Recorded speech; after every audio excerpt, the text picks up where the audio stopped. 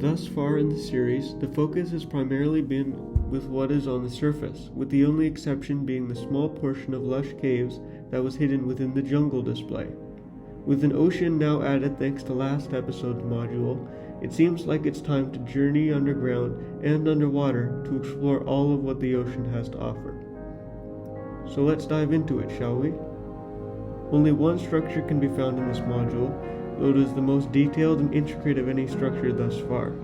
The trial chambers is an exact 1-to-1 recreation, minus 1 or 2 chiseled tough bricks on the sides, of chamber 8, or at least the uppermost portion. I feel like it's necessary to highlight just how many blocks are present in this small space, simply because each one has been given a unique look, and some are not even visible.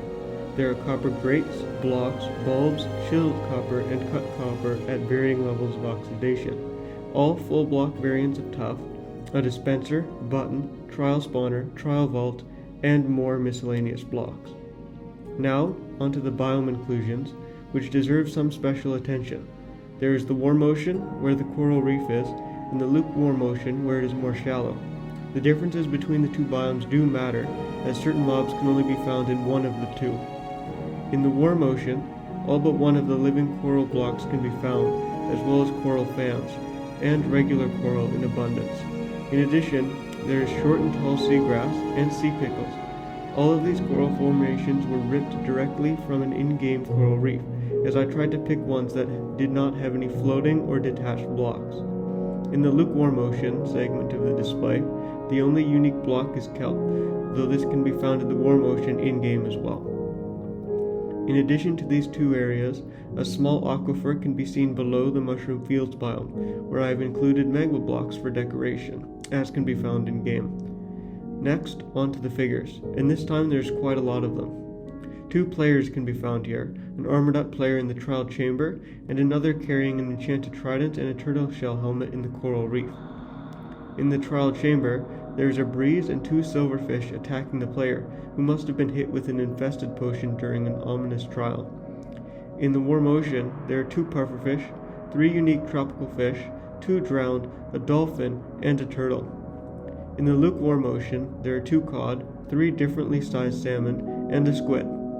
Finally, in the aquifer, there is a glow squid and 2 axolotl variants, which are different than those found in the lush caves featured previously.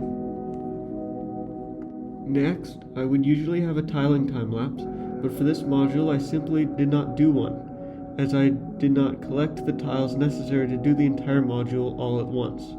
While some of the previous tiling time-lapses play in the background, I would like to thank anyone watching for their support and viewership thus far in the series, but I will unfortunately have to be the bearer of bad news. The original plans for this series were to have 12 modules on the surface and 12 underground modules below.